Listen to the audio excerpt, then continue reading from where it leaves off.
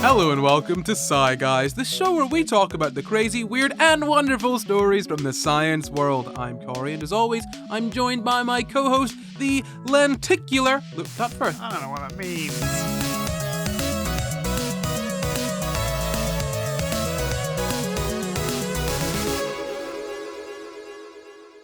This week we're talking about challenging scandals and NASA's neglect, but first, we have a wee YouTube comment. Who's it from? That would be doxing, but I'll tell you what it says. It says, I would wear SCI GUYS gave me autism merch. Oh, God, this is your idea that you were telling me about the other day. It wasn't my idea that I was telling you about. I was telling you about these comments. It's about somebody else's idea, which you were pitching as a genuine thing you think we should do. Why should we... Okay, right.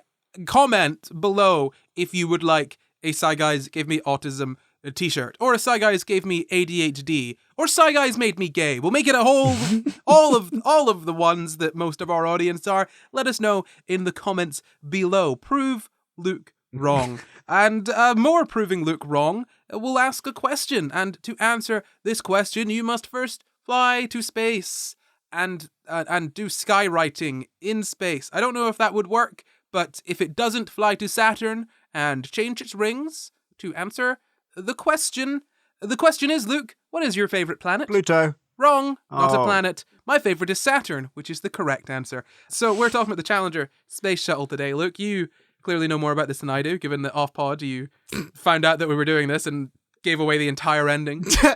Yeah, I found this thing really fascinating, and I did a fair bit of reading into it. But I can't, to save you worrying, I can't remember any of it other than the final punchline. Which I gave away during the pre-show chat. Punchline? Well, you know what I mean. Like, how it all happened. Why it all happened. Punchline is pretty specifically about jokes. Do you want to walk that one back? Okay, the final, twist. The big old twist. The whodunit. The whodunit of this murder mystery. I gave that away. But the smoking gun. I'll leave it to you. You can do it. It's yours to do. The smoking gun. The smoking... I'm bleeping that or making it silent. I don't care. You are on the naughty step, mister. So, the Challenger space shuttle, January 28th, 1986 is when this story kind of takes place, shall we say. So, NASA was very ambitious back then. So they wanted to do, I think, 15 missions that year. When they had launched the space shuttles, when I say launched the space shuttles, I don't mean launched into space. I mean announced and said, here are things that we are doing. When they kind of brought the space shuttles to the public, they said, we can do up to 50 launches a year. They're reusable. They fly into the air like rockets and land like planes. Very cool. And the public was like, yeah, that's cool. Now we're getting bored of space, actually. You can make it as diverse as you want. Oh, Sally Ride and black people and people of other races and whatnot. But that's boring to us, the American people of the 80s. And NASA, of course, had to bend to the will of popularity, I guess. And that's kind of where our story starts. So they had a bunch of missions. So the first mission was delayed from the previous year. It was supposed to launch in December of 1985 and ended up flying in January from the 12th to the 18th in 1986. They had a whole bunch of other missions planned that year. 1986 was going to be a big year for NASA, and in a way, it was. Not positively. Yeah. It's not, you don't think 1986 NASA, what happened? Oh, they had an astronomy mission to study Halley's Comet and the launch of the Hubble Space Telescope. Is it Halley's? Halley's. Yeah. I knew that as I said it. Halley's Comet. It's okay, you've got a lot to do. When you think of 1986 and NASA, you don't think of, they had an astronomy mission to study Halley's Comet. And remember the launch of the Hubble Space Telescope? You don't think of that, do you? No, you do not. The 28th of January really marred that year for them. And so that first mission flew. It was all fine. And then about 2 weeks later, things started to not go so well for them. So there was a 6-day mission planned using the Challenger. And the Challenger had flown, I believe, 9 times before. So this was to be its 10th mission. There were 7 members of the crew, one of whom was what? A teacher. Yeah, look, absolutely. A teacher they had on board. And we'll get into why that was later. It was ratings, by the way. They were losing ratings. But we'll dive into that in a little bit. And so the idea was that during the 6-day mission, they were supposed to deploy a satellite, and also the teacher would do sort of lessons from space. So some kids would have, a teacher teach them from space for the first time ever. Real important stuff. How does space affect education? Anyway, January 28th, 1986, 73 seconds after liftoff, the Challenger space shuttle exploded, and all 7 people aboard died. And no one could have seen it coming, except for the engineers who did see it coming and tried their best to stop it. Oh my God, I forgot that. Yeah. So a quote for you. NASA ruled the launch. They had their mindset on going up and proving to the world they were right and they knew what they were doing. But they didn't. Yeah, this isn't a story of an accident, as it says on the NASA website. So if you go to nasa.gov/Challenger, STS, anyway, their website to tell you about the Challenger explosion, it's called the Challenger accident. Oh. There was no accident. Yeah. No, there was neglect, there was carelessness. Yeah. Well, it wasn't on purpose, but yeah. On the scale of accident to like totally on purpose, deliberate, this is exactly what we want to happen, it's not at the complete accident end. How about this? We can go through the story, then you can decide whether or not it was an accident at the end. Cool. I'll give it a ranking. A ranking out of 5. How accidental I think it was. Buddy. Okay. So yeah, I mean, the engineers tried their best to stop it. Bob Ebeling told his wife that night, the night before the launch, that the Challenger would blow up. Whoa. He saw it coming. And as well, I won't really get too deep into this, but these sort of engineers that knew, they were contacted by NPR and they had the story out really quickly, of what happened. They stayed anonymous for so long. And it wasn't until, God, maybe 2006-ish, not too long ago, 15, 20 years ago, however long ago 2006 was, that, finally we found out who the engineers that sort of were involved in this were, because they tried their hardest, and specifically, they felt quite responsible. There was 7 people died on sort of national TV, and if you could do something to stop it and it didn't work out, you're going to carry that with you.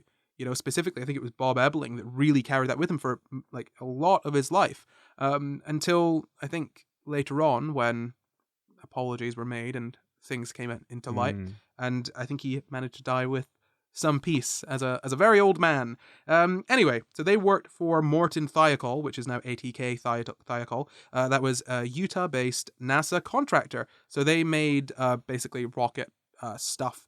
No, I'm not even joking. Like solid rocket motors. Essentially, do you know how a space shuttle works? No, in broad sense, yes. So you take your space shuttle, you put it on rockets. Yep. The rockets throw hot stuff out the bottom. Yep. It's rocket science. It's relatively simple. Yep. It's not rocket engineering, Yep. which is difficult. Yep. The rocket science, actually very easy. Throw stuff out bottom and thing go up. Yep. Very straightforward, right? Well, very upwards, not the point. So these rockets are the kind of shuttles attached to the rockets. There's different types of rockets, different types of fuel, and the idea is essentially to get it up out of orbit. Yeah. Or not necessarily even out of orbit, just into orbit rather. Yeah, I think it's also interesting to mention here as well. Like when we were talking earlier about how the shuttle was reusable, the shuttle was reusable. But when you think of a spaceship, the shuttle is you barely even see the shuttle. It's a little bit, yeah. It's the tiny little bit. It's like the size of a small plane. The bit that's not reusable is like the thing you think of when you think of a rocket. Yeah, the massive rocket. Like the massive rocket. The big orange bits on the side, not reusable. Now reusable in some cases with modern technology, but back then, that was the bit that got thrown away. Yeah. Most of it still thrown away. Yeah. It fires you up and then you detach it and then you just got a shuttle floating about. Yeah. Very good. Big car. Big car with wings. Plane, even. Oh. Well, okay, if we want to get technical, Corey. So, yeah, no. The if we're talking about space shuttles, actually, yeah. So the last space shuttle flight was in 2011, and as I said, they were designed to be sort of reusable, make repeated journeys. And yeah, they launch up like rockets, they land like planes. 135 space shuttle missions in total, and of all of those, apparently there were only 2. I don't want to say accidents, but You know what I mean when I say accident? Yeah. An accident where someone is at fault. Yeah. Yeah? There were only 2 situations like that.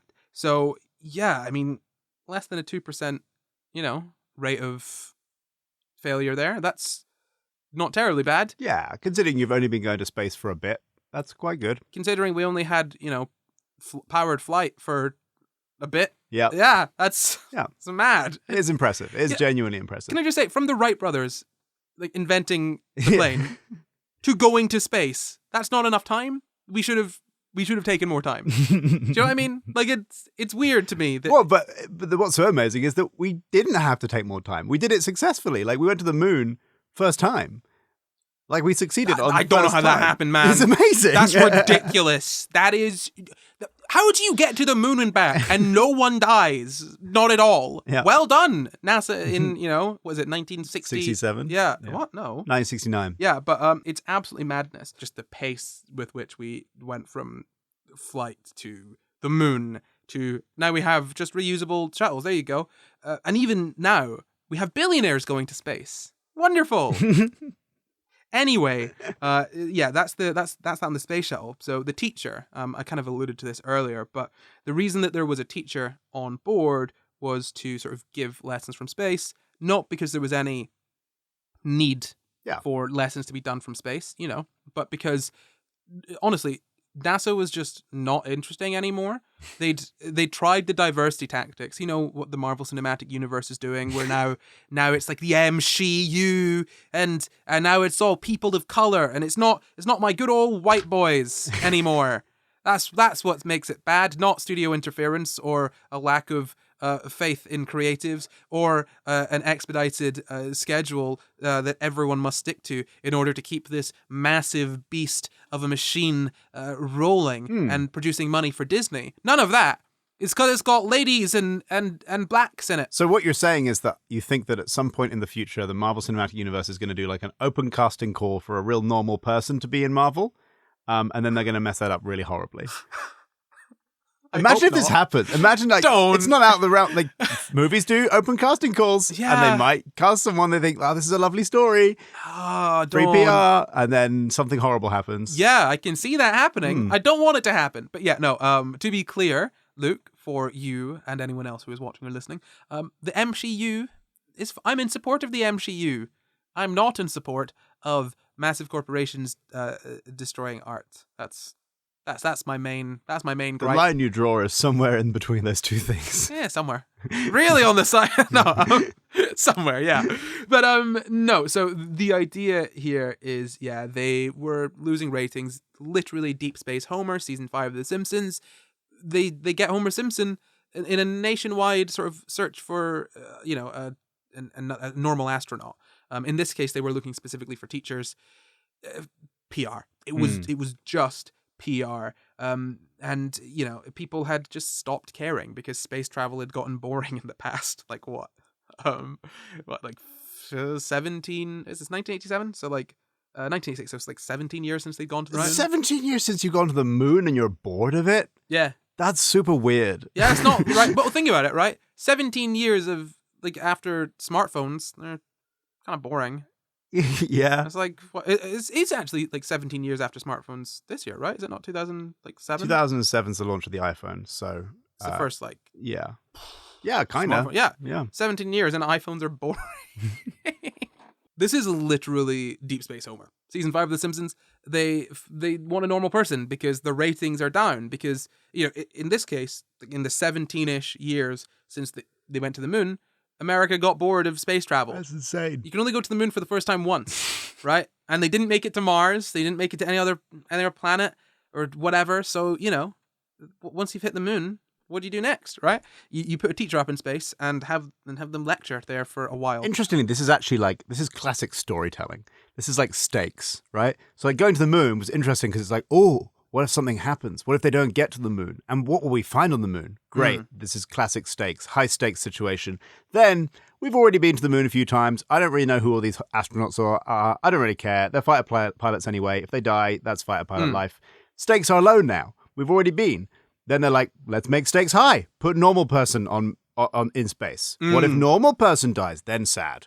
high stakes, but then normal person do die, so that is sad. Yeah, it is. And also, what makes it worse is because it was shown in classrooms around the country. Oh, that's Yeah? oh. Yeah, children saw Yeah, that. yeah. We'll get to that actually towards the end. But Put a delay on your video feed, please. For the love of God. 10-second delay. Look, we'll get into it, right? We'll get into it. But yeah, so the idea was to highlight the importance of teachers and to interest students in high-tech careers.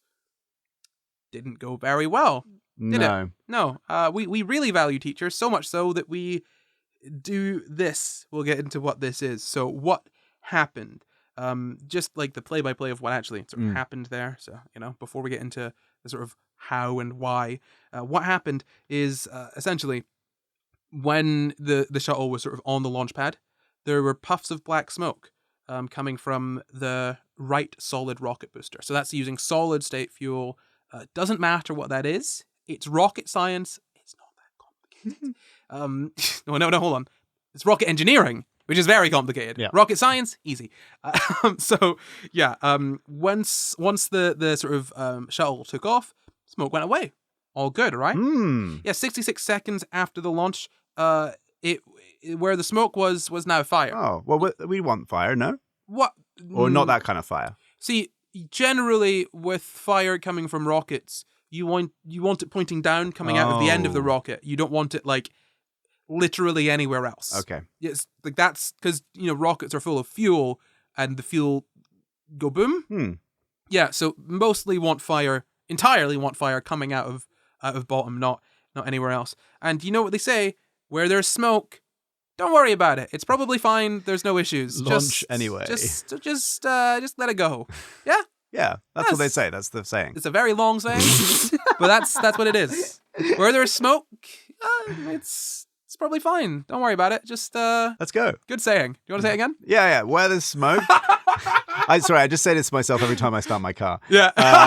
Where there's smoke, it's probably fine. Yeah. Don't worry about it. Let's go. Yeah, that makes sense. Look, thank you very much for that. Yeah, essentially that flame on the rocket grew. Can you have any guess as to why? Oh, because there's loads of fuel. Yeah, and fuel is flammable. Uh-huh. Yeah. Yeah. So that fire basically kind of was shoved towards another fuel tank. Now, basically because the shuttle was going up, there was a sort of slipstream, and the flames were just pushed in a sort of direction towards this big orange fuel tank. And so there was a leak in the booster. They knew that on the ground. And you couldn't shut down the solid rocket boosters. So it just kind of kept on going. No one could do anything about it, apparently. And then it burned through the shuttle's external tank. Then the liquid hydrogen tank burst open.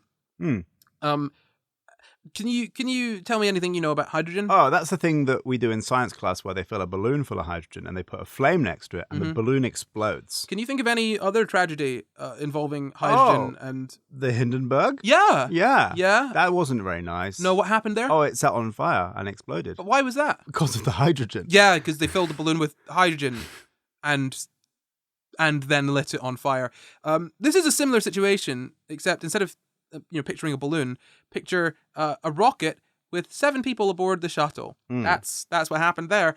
So yeah, the fire sort of burnt through the sort of fuel tanks, and then basically just before, milliseconds, I've got on my notes here in front of me, milliseconds before that right booster crashed into the liquid oxygen tank. Now, Luke, what do you know about oxygen and fire? Well, it needs oxygen, the fire. It likes oxygen. The fire makes it That's bigger. True. Yeah, so if I was to say, I don't know, have a big old tank of oxygen and some fire, would you recommend say no thanks. No? No, thank you. Put them together? No. What if I add in hydrogen? That surely must... Oh. That makes it fine, right? Yeah. No, so basically all the those liquids mixed together and exploded, destroying so much. It just blew up, a big explosion. Hydrogen, oxygen, and fire, it's catastrophically terrifying. Obviously, right? those things needed to be within proximity of each other to launch the rocket. Yeah. And in no circumstances should they have met in the way that they did. But given that they did, it obviously caused a big... If you think about it, right, the energy that you need to sort of fire a rocket into space, right? A lot of that is kind of just going off at once. A rocket is, in effect, a controlled, directed explosion. Yeah, you're sitting on a bomb. Yeah. And you just hope the bomb is going away from you. Yeah, I mean, it's a little bit more complex than that because that's rocket engineering. But of course, rocket science is very simple. But yeah, it's essentially you're sitting on explosions being directed down to shove you up, to put it very, very simply. Now, NASA were sending instructions to the shuttle sort of pilot, commander, or whatever at the time, saying, what do you think they might have been saying? Well, by the sounds of it, they were saying, it's all chill. Don't you worry. Nothing to worry about. This is fine. Just keep going. Just keep going would not be incorrect, Luke. They were saying to boost the rockets from 64% power to 104%. 104%? Yeah, I don't know, man. Overclock it or whatever. Don't worry about it, okay? These are just numbers I have in front. The numbers don't mean anything. The number's getting bigger. That's all we need to think about. But essentially, yeah, it was, apparently, it was reaching a period of maximum aerodynamic pressure. And so they were like, yep, fire, full blast as this explosion was happening, sort of thing. Yeah. So there wasn't any sort of, oh, there's smoke. Oh, there's some fire. Let's try and be safe and think about it. Was just go for it. Just go for it. And some technical information here. What kind of happened? There was a pressure seal that failed in sort of one of the right solid rocket motors, and then that caused the explosion. Basically, we'll get into the specifics, but it had to do with the temperature being too cold. It was about 2 degrees on the day, and the way that the rockets work is that they're kind of like, and I'm going to read this verbatim, they were stacked like metal cans stuffed with highly explosive propellant. So literally just like kind of a series of little bombs on top of each other, if you want to think about it that way. And because they're things stacked on top of each other, if you can imagine, if you're lifting off a rocket, there's going to be some stress, some shear forces on those, like making them move apart, right? If it was one solid thing, you'd have a lot of force on that. But depending on whatever it is, it might be able to hold it if you've got strong enough material, blah, blah, blah. These things sort of stacked on top of each other means that there's connections, right? And there being connections means that there's, kind of like more leeway for movement there. So what you need is essentially like a seal to stop anything from coming out from where things are connected, right? Yeah. Do you need an analogy? Would you like an analogy? I think what you're getting at is that if it was one thing, the amount of movement between the things is basically zero because it's one thing.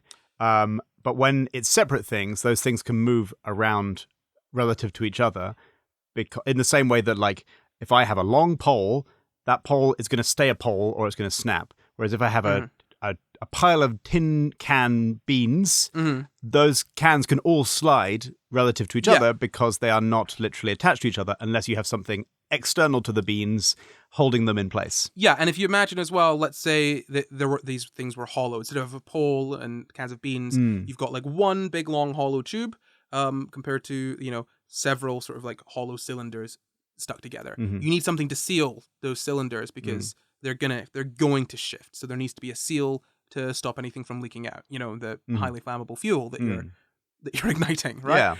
Yeah. And so this isn't me saying, by the way, that it should have been one big thing. That is not at all what I'm trying to suggest. Yeah. I'm not a rocket engineer. I only understand rocket science. I'm a layman, Luke, of course. Rocket scientists are going to be so mad right now. But yeah, I'm not saying that it should have been one big piece. I'm just explaining that it wasn't one big piece.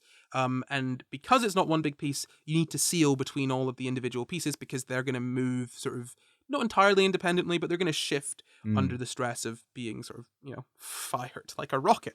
And so there's these things called O-rings that line those joints and stop any propellant from leaking out. So, do you know what an O-ring is? Do you know how it works? I imagine it's a sort of little donut of material. And I know from my vague recollection of looking at this that this is supposed to expand at some point, and it did not expand in the way it was supposed to. Yeah, so the way an O-ring works is essentially it's rubber, right? Or, like let's just say a rubber-like material or rubber, right? And they're used in lots of different things, like scuba diving, for example, right? And it's sort of, when put under sort of stress, it will sort of bend and fill that space, right? So when these different parts are moving around, instead of, there being openings and gaps, that rubber O-ring, it's being put under stress, it's being squashed, it's going to fill the space and seal the gap. Works perfectly. As I said, it's used in scuba diving. It's like the kind of called rebreathers, or like, your scuba diving breathing stuff. There's no ring in there. Now, if you cut or damage this O-ring, you've got a leak, right? And stuff is going to fire out. Like if you were to do it with, say, scuba gear, your oxygen's going to be coming out of your tank because you've cut the seal, right? Now, what do you know about rubber and its sort of material properties? Well, I'm going to cheat here because I don't know this about rubber. Really? So you've not seen Fantastic Four from 2005? I probably have seen. You've not seen The Incredibles 2? Yes, I have seen The Incredibles 2. Have you not seen any film where a stretchy person is held captive? Are they done? Is that done in a cold environment? Yes, Luke. It's done in a cold environment. Okay, Why? well, extrapolating from that information from Incredibles 2, I am the Fantastic Four from 2005. And I don't know if I've seen that, so I'll just extrapolate purely from Incredibles 2. I'm going to say that when it's colder, rubber is less rubbery. It's less sort of malleable, and it's more rigid. Yeah. And if left outside on a cold night, then it's going to get cold, and when it needs to expand, it's not going to do that. If you're cold, they're cold. Bring your rockets inside. But yeah, no. Yeah, literally, yeah. When rubber is cooled, it kind of loses its sort of elastic properties. It becomes stiffer, right? And as is probably obvious from what I've been describing, you want the O-rings to be, they need to be pliable. They need to be sort of bendy. They cannot be stiff. Like what do you think would happen, say, if you had a stiff O-ring? For some reason that sounds rude. Sounds so naughty, doesn't it? Sounds so naughty. If you had a stiff O-ring, which I don't, I guess in those circumstances, firstly, it's not going to expand to create a good seal. And then also it runs the risk that any tension or stress applied to it will cause it to snap as opposed to cause it to bend. And those two things are not very good when what you want is something that seals and something that is able to expand and contract. Yeah, literally. Yeah, you're so spot on, right? Like when it is stiff and it can't bend, it can't fill the funny. It can't fill the space that it needs to create that seal. It's just that would then cause leakage, which is what we saw. Now, they obviously had tested this, right? NASA's not just gonna shoot stuff up into space without checking to see if it works, and their contractors aren't going to do that either. So, what happened, as I said, it was 2 degrees on that night, and it was just too cold, right? It was left outside. Obviously, it's a spaceship. Where are you going to put it? Yeah. Where are you going to put it? Spaceship hangar? Yeah, but as a hangar, like climate controlled? Maybe. Spaceship heater? Probably now. Yeah. Probably now. Yeah, so they knew that the temperatures overnight were going to affect the O-rings, right? And there was enough evidence there to know that sort of effect on the O-rings could have an effect on the launch. In fact, almost certainly would have an effect on the launch because, that was the coldest launch they'd ever had. The coldest launch they'd ever had. And there's this thing called blow-by. I think it's blow-by. I've only read it. I've never heard anyone say it. Could be blow-by. Blow-by. But I think it's blow-by. That's the kind of leakage. It's the kind of term that the engineers would use for that kind of leakage. And it wasn't just, there could be evidence of this, based on our project. They had evidence of it on an earlier shuttle flight, right? And in fact, in testing, I don't know if these numbers are exact, but if you sort of look at the tests, you can put them on a graph, right? And you could see that, there's failures above 65 degrees Fahrenheit and failures below 65 degrees Fahrenheit, right? But The thing is that below 65 degrees Fahrenheit, there also aren't really any successes. Apparently, right? And so you essentially had, and again, I don't know if these numbers are correct, like exact, but like, grain of salt, and take them and gives you an idea of what I'm talking about, right? Above sort of 65 Fahrenheit, it was sort of maybe like a 15% chance of failure, whereas below it was about 100. Whoa! Right? So the idea being that if you look at this, if you put this on a graph and you look at it incorrectly, you could easily look at it and be like, oh well, there's always failures. There's failures. Yeah. But if you don't then sort of look at that graph and think, right, well, when are the successes? Oh, they're only above this line, right? And think about the percentage of failure. Then that's where you have a problem, right? And this isn't a mistake that the engineers made, right? Like the engineers knew the O-ring was sensitive to cold. They knew it was below its operating temperature. 11.5 degrees was its sort of operating temperature, apparently. So 2 degrees is quite a lot lower than that. That's smaller, I think, yeah. It's smaller. And with temperature smaller means colder. Yeah. And so, yeah, it was colder than it should have been. So this is Celsius, by the way, not... Is it Celsius? I switched to Celsius. Okay, cool. Yeah. I should have said, yeah. Yeah. Look, how about this? I will specify when it's Fahrenheit. Cool. If I say degrees, I mean Celsius. Because, like the rest of the world, I say the rest of the world, I mean the rest of the world, including us, and not including the US. Yep. We use a normal system for temperature. But yeah, no, why do you think NASA launched? To be clear, they had all of the information that I have just given you, and also more, because they did not have some dumb mid to late 20s person podcaster reiterating, don't call me that, don't use that slur against me, you disgust me. Am I going to call you an influencer, am I? No, I wouldn't do that to you. But they don't have some idiot in his like late 20s regurgitating stuff he read online. They have engineers, rocket engineers, not rocket scientists, Luke, rocket engineers, the smart ones, giving them all the information they need. So why did they launch? If you were NASA and you had decided to launch, why do you think you would have made that decision? I'm guessing, let's say they've spent a lot of money and they're like, we spent too much money. We need to get on with this. I mean, do you know what? And TV ratings, maybe. Okay, yeah, okay, there you go. So it wasn't, to my knowledge, really as much about the money. I mean, yes, it's always about money, right? It's always about money. If people die and someone knew that people were going to die and they didn't do anything to stop the people from dying, probably money or racism. Or both. Both. Maybe both. Lots of them. Lots of time it's both. It's both. Yeah. Sexism too. Can't forget that. Maybe all three. Yeah. Homophobia. Oh, all four. Yeah. Let's just say bigotry as an all-encompassing money or bigotry. Okay. Lost my place. I'll find it again. But yeah, no. Essentially, it was ratings, right? Along with a bunch of other things, but. Ratings, public perception, that was a big part of it. So the Thiokol engineers, basically, they were like, hey, we have all this data and we're responsible, decent human beings.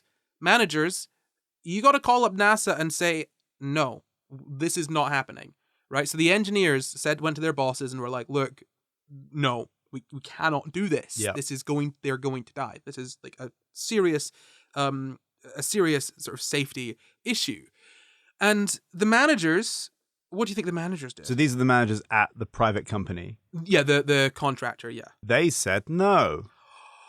Wrong, actually. Okay, no. Good. I was going to say, because that wouldn't necessarily make sense, because these are the private company. Yeah. They don't care about the ratings necessarily. So they call NASA and they say, hey, our smart dudes, they're saying maybe don't. Yeah, a bit more that they're saying, hey, our smart dudes are saying, don't you dare, oh, please God, don't do it, don't do it, don't do it, don't do it.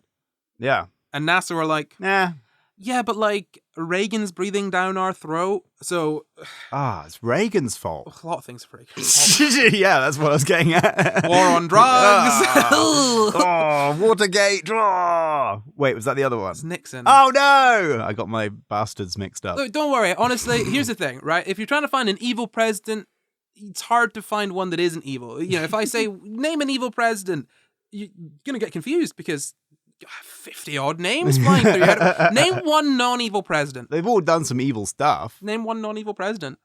Give it a go. I feel like JFK was all right. but I don't know much about him. I But I mean, feel like he was all right. Man did get shot in the head pretty quick, so you know, like he didn't Well, have. someone thought he wasn't all right, but maybe they weren't all All right. I'm saying is he didn't have a huge chance Okay. to do much wrong. Okay. Yeah, I don't know what JFK did, but probably horrible stuff. I think there's right? some stuff at the time that people didn't like JFK for, but I don't think it's necessarily my aesthetics that I would be that bothered by. Look, all I'm saying is that it's hard to be a president and not do a war crime or something evil. Yeah. Like it's difficult, you know. Yeah, think of the presidents, Corey. Yeah, I get you, Obama. Don't It's worry. hard. Like look at Obama. Look about the stress. Look at the stress of bombing innocent children. Look what that did to him. Yeah, he's got grey hair now. Yeah. Yeah. Yeah. All those children died, but you know, he's got some grey hair, and that's really sad. Back to this, I think, Luke. Yep. This being this horrible story. This other horrible thing caused in part by a president. So yeah, the Thiokol managers, they were like, okay, engineers, we trust you because we're not complete asshats. And so they called up NASA and they said, hey, NASA, stop. And as I was saying earlier, NASA had a very sort of packed schedule. You know what I mean? They had so many launches to do. They got a lot on. 15. That's lots of. That's like multiple a month. And they were like, look, lads, what do you want me to do? Push this back? I can't push this back. I got another launch. I got a launch here. I got a launch there. But you just literally pushed one back. Your last one you'd pushed back. Okay, I've got a quote here. So NASA's Lawrence Malloy reacted to the resistance this way. My God, Thiokol, when do you want me to launch? Next April? Waiting to next April to save 7 lives? What about this April? You could just wait till this April. You could have just waited till it was not cold. Go out with a hairdryer, warm them up or something. Do anything. Do something. No, don't do anything. Don't launch it. That would be So, basically they wanted to show, hey, look, we're NASA and you can trust us. We have so many launches to do and we're going to get it done on time and safely. They did one of those things. So Reagan also wanted to do a State of the Union, State of the Union address that included, this Challenger launch. So not only were NASA like, we want people to trust us, we want good ratings, we want to be valuable again. It was also, but Reagan, president, he wants to talk about it. So we've already written the speech. Get it done. We can't rewrite the speech. Like literally. Yeah. No, yeah. No, I know. Yeah. We've written the speech, so get it done. It's like, do you understand that this isn't rocket science, it's rocket engineering? Okay? You can't just say, yeah, no rocket engineers. I've got a speech to give. But you could have done it wouldn't have been as popular, but with hindsight it would have been good of like, I'm not afraid to take tough decisions and pause something when it's not safe. That's what a real president does. Yeah, let me just quickly, if I can quickly, get into Reagan's mind. Yeah. I hate the gays. Oh, wow. I don't want to be in there anymore. That was horrible. Let me just pretend to get into his mind without actually doing it. Okay. What I would say if I were Reagan was, I hate the gays. Oh, God damn. He keeps on coming through. He keeps on doing it. Reagan, go back to hell. Come on. Oh, God. They don't want him back. He's going to be wandering around for a while. No, so if I were Reagan and I were to say anything other than homophobia, what I would say in that scenario is, look, as a president, I make tough decisions, as you said there, Luke. But, and American lives are more important than anything. And, you as the American people, you deserve to be protected and served by your country, blah, blah, blah, blah, blah, blah, blah, blah, blah, blah, blah, blah. Yeah. And that's it. It's very easy. Like 7 American lives. Americans are easy. Do you know what you do? Do you know what you do to get Americans on your side? Yep. Say American lives. They love that. Say red, white, and blue.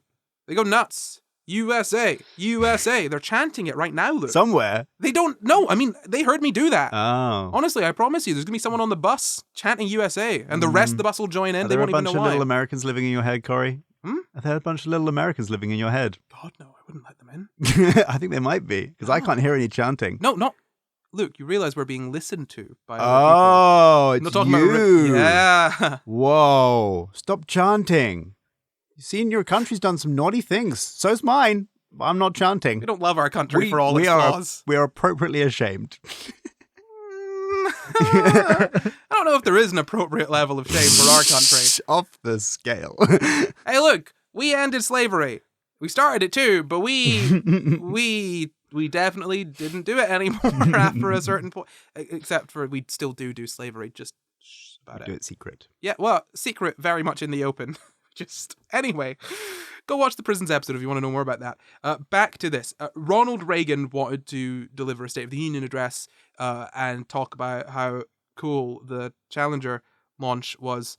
And so when Thiokol were like, hey, maybe you could postpone it, NASA were like, we'd love to, but no.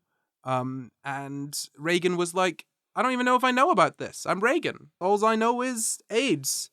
Let it go. Go on. He let the AIDS crisis happen. Oh. Mm-hmm. What a good guy. Ironic /S, Corey. Don't give me that face. What? In what world would I... No, stop. Stop it. Stop it. Ding-a-ling-ling, is that the ad bell? I think it is, but it's rather quiet this time. Well, Luke, we want to keep a big old secret about this SCI GUYS merch. Yes.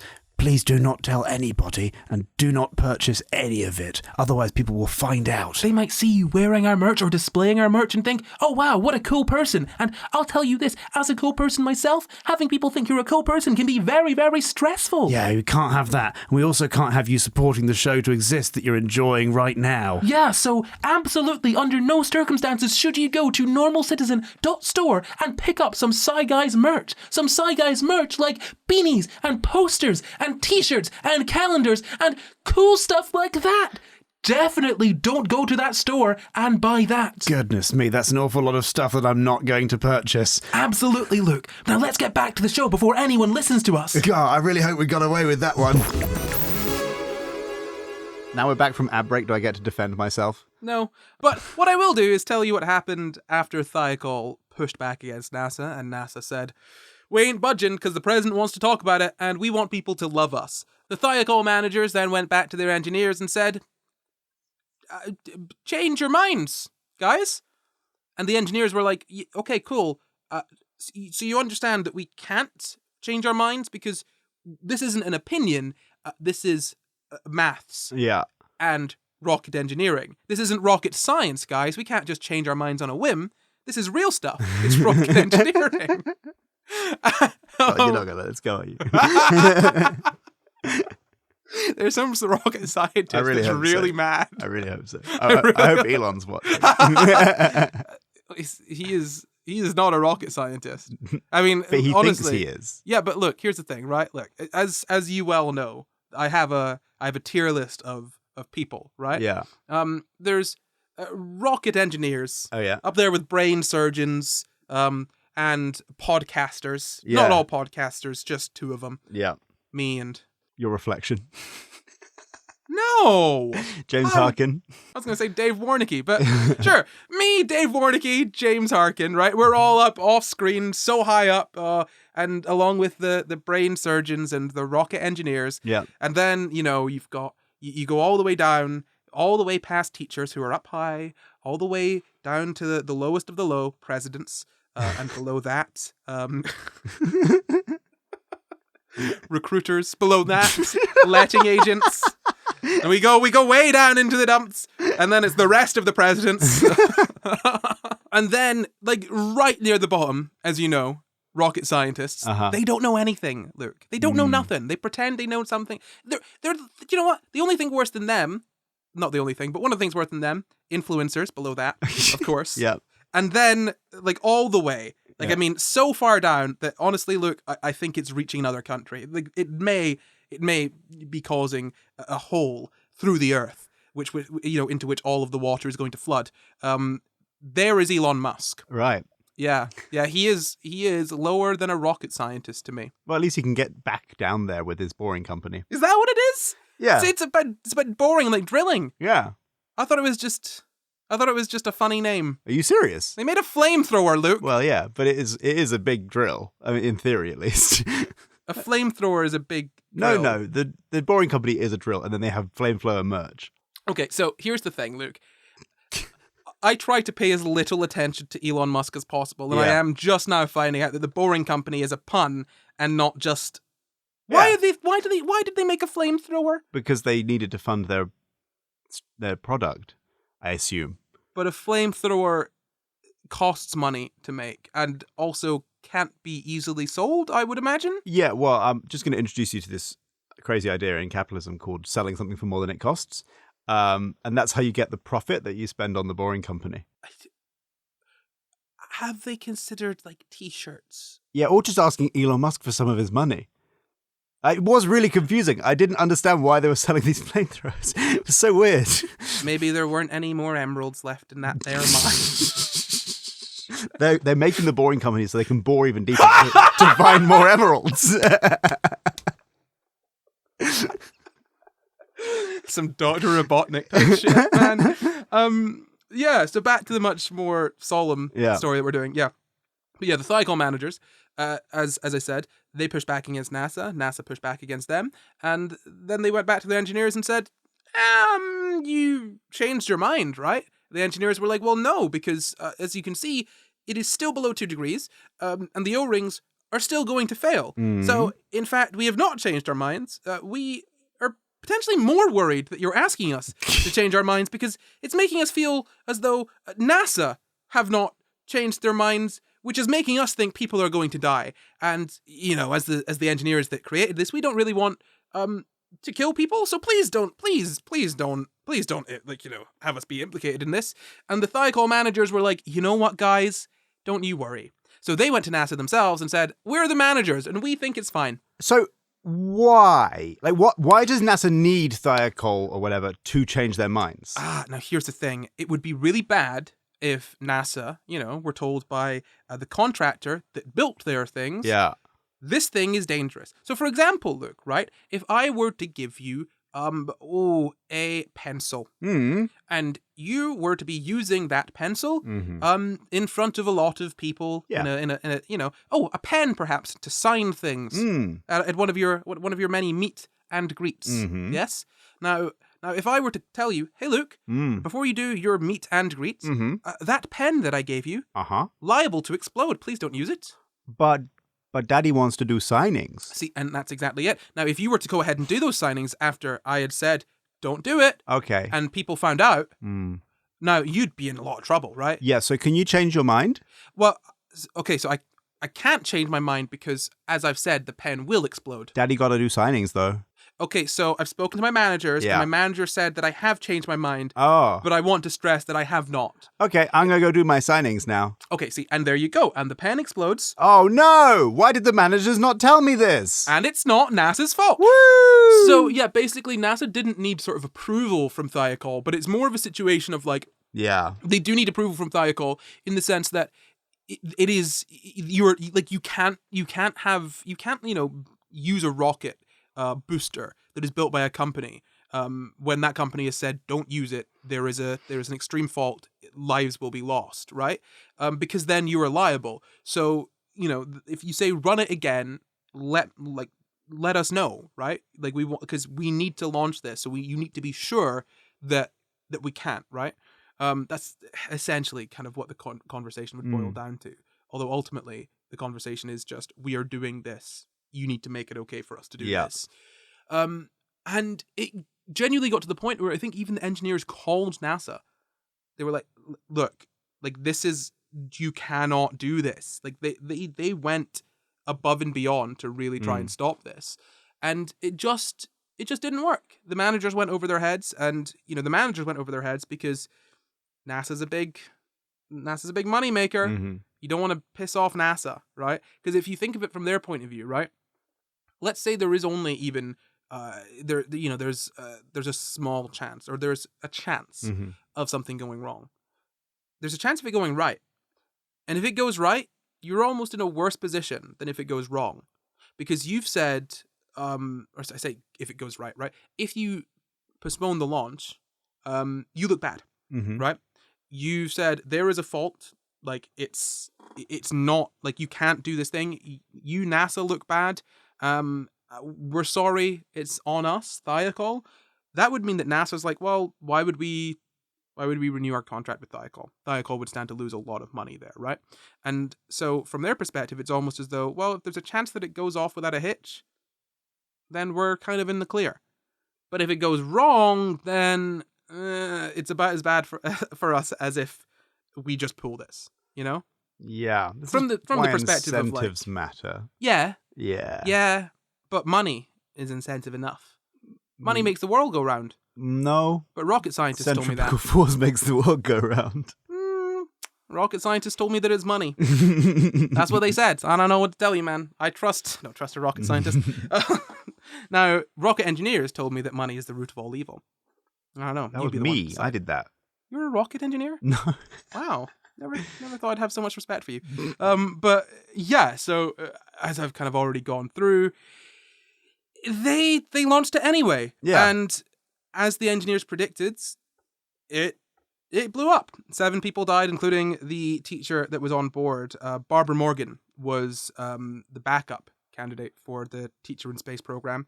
And she continued working with NASA Education, after this. And she was the first teacher to travel into space aboard the Space Shuttle Endeavour in 2007. She still went. Yeah, in Wow. 2007. So it was Okay. 20 years later. Brave woman, though. Jeez. Well, yeah, I mean, I think it's one of those situations wherein, after this happens, you can't, not that it can happen again, but, they don't have the wiggle room. Mm-hmm. If it happens another time, NASA are done for. Mm-hmm. And, it's really kind of almost a story of hubris. It's a tragedy, obviously. It's higher-ups who, understand the bigger bits of the project, but don't understand the really specific small parts and the dangers there. Making decisions based on things that ultimately don't matter. You wanted to have good PR, and in pursuit of that, you tanked your PR. Yeah. You absolutely destroyed it. It is insane to think that, NASA is an organization that you would think is so clean, honest, at the very least scientific. If you're going to have a scandal come out about a government department, you definitely don't think about Yeah. NASA. They just seem so on it and so pure. And Because they usually would have to be. and I'm right? sure they are significantly more now, having had this happen. But it just goes to show, even scientists are flawed. You think that they're ruled by the science, but even then, the politics is what wins. Well, that's the thing, because it's higher ups as well. Yeah. It's the higher ups that are making the decisions. So I'm not saying that they're not scientists. I actually don't know specifically what their sort of if they would be described as scientists or not. I just didn't really look into that. But what I do know is that they have management roles, right? It's running the sort of the institution, the organization, right? It's people who are in PR. It's all of these people making the decisions, and the engineers, the ones who do know this stuff, are being sidelined by their managers after the fact as well. And yeah, it's truly, genuinely just a horrible, horrible story. But luckily, these engineers, they went to NPR. I think I mentioned this earlier. They went to NPR, or NPR found them. There's actually some great articles linked in the description to read about this. They're fantastic reads. But there was some real proper journalism there. They remained, they were sort of whistleblowers. They were anonymous whistleblowers, and they remained anonymous for decades. And yeah, I mean, they just came out and they said, here's what's happened. We knew this was going to happen. We tried to stop it, we called up and everything, and it didn't work. And as well, one of the reasons that was given for not stopping it was, well, we've already sort of figured it out so that this can be broadcast to X number of schools in the country. And in the aftermath of that, there is a study that is looking at the effect of the Challenger explosion on children, at the time. Now, essentially, the results of this are that, I think broadly, if you look at it, it's almost like PTSD in these kids. Yeah. It's like experiencing one big traumatic event. So more than 60% of the subjects feared at least one stimulus related to Challenger within the first 5 to 7 weeks of the explosion. the East Coast and latency age groups appeared significantly more symptomatic than did West Coast and adolescent groups. Over the 14-month study period, most symptoms dramatically faded. However, adolescents' diminished expectations for the future in general increased, and latency-aged children's changed approach to space careers held relatively steady. 3 East Coast latency-aged children met the DSM-3, that's how old this is, the DSM-3R symptoms requirement for PTSD in 1986. No children met these in 1987. But yeah, basically, it's the result of this for a period was similar to PTSD in these kids, which, like, yeah, do you know what I mean? It's, I don't want to say it's like 9/11, but it's a similar trauma event. Yeah. Well, yeah, it's a similar idea in which it's so televised. Do you know what I mean? Like, and it's been so bigged up in the run up to it as well about how exciting and amazing this is going to be. Yeah. And then all of a sudden, it just goes wrong. And the fact that it was known about, it could have been avoided, and it wasn't. This is not a good thing, but it's the one thing that's sort of, it helped me anyway when I remembered watching this documentary about this disaster, was there was some calculation on whether the inhabitants would have experienced any pain or even fear. Yeah. And as far as I can remember, they wouldn't have even known it was happening. Yeah. They would have just died immediately and would never have known, would not have felt anything, wouldn't even know it was coming. So that, it's horrible, but you got to find the sort of silver lining where you can. And, you'd hate to think that someone's last seconds were just feeling fear and betrayal. And that's. Yeah, absolutely. I mean, that's about as positive a note that we can end on. Yeah. I suppose there's just one thing left to do, Luke. It's the Quickfire quiz. Dun dun dun dun! Challenger Disaster Edition. I'm so pleased at that. I'm just pleased it's over. Yeah, fair. Well, the rules for the Quickfire quiz are the same as always. Luke will ask one question. That's one question between you and the audience. So the first person to answer that question after finish asking it wins. What do they win, Luke? You win a responsible government that cares more about its people than TV ratings and speeches.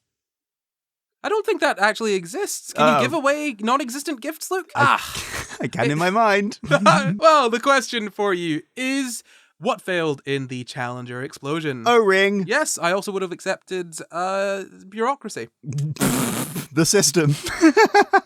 Reagan, American government. Yeah. NASA. Our hopes and dreams. Oh yeah, lots of answers to that one. I hope you got at least one of them, but that's all from us. Before we go, we'd like to thank all of our patrons with an extra special thank you to executive producer Glitch Rabbit, and thank you for watching. You can find the full references for this episode down in the description. Subscribe for new episodes every Sunday, and why not leave us a nice wee comment? Support the pod at patreon.com/SciGuys, or you can find and contact us at SciGuysPod on Twitter, Facebook, Instagram, YouTube, and at SciGuys on TikTok too. Or you can send us an email at sciguyspod@gmail.com. That's sciguyspod@gmail.com. Sciguyspod at gmail.com. You can follow me at NotGory everywhere. You can follow me at Luke Cutforth everywhere. Goodbye, and listen to rocket engineers. What he said. But not rocket scientists. Those guys are idiots.